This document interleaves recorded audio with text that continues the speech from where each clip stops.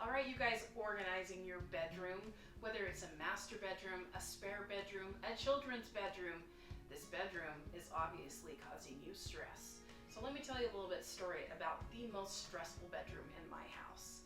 So I am an Oprah girl. I grew up on Oprah. I watched her almost every day, or I tried to keep up with her as much as I could. Oprah was my girl. I was very, very, very much a fan. Loved all of her stuff. And I remember when my oldest son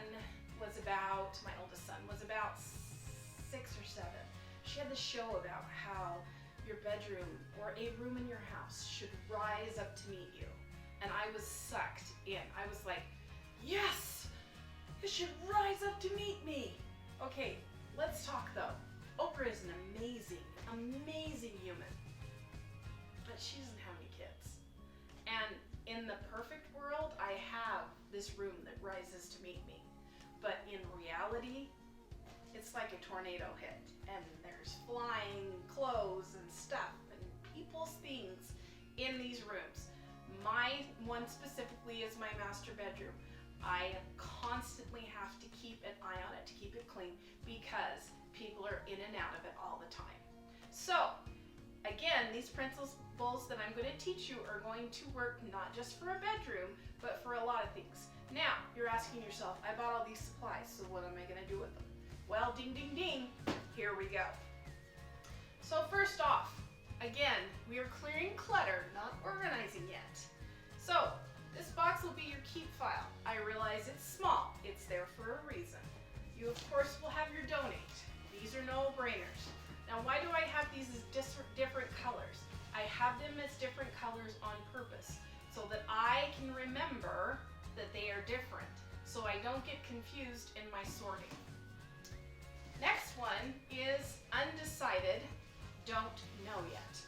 If you can't make a quick decision, this is where it goes. Third is going to be other room. Now, I am a realistic girl, again, keeping it simple. I realize that these 4 boxes are not going to hold everything that you're sorting.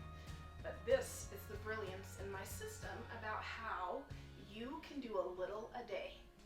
If you just have an hour, you can fill these twice, okay? And unfill them. So once this is empty and the keep, you put it away. Once this is donate, this comes in. You dump it in this wonderful kitchen bag. The reason why we have it white is because you've made a decision. Lovely, have you seen all that? I didn't look at this for you. It's because you have made a decision to get rid of it. So why are we looking at it again? Boom. Next one is don't know yet. If you can't make a quick decision and you don't know yet goes in here. And the last one is other room. So as you're sorting, fill these boxes. Stop yourself and then redistribute it. And you can do a couple of these in an hour doing what I taught you earlier. Do I love it? Do I need it? How does it serve me? And so on and so forth. So your job for the next few days is to do exactly this. We also have a trash bag. And it's black because it's trash, so we don't want to see it again. Again, we're tricking the mind a little bit psychologically so that we are clearing out all of that clutter, making the decisions, keeping them up. Another thing also is, if you intend to keep and if you have to pause and then come back, you can, because you have these defined sorting boxes in place.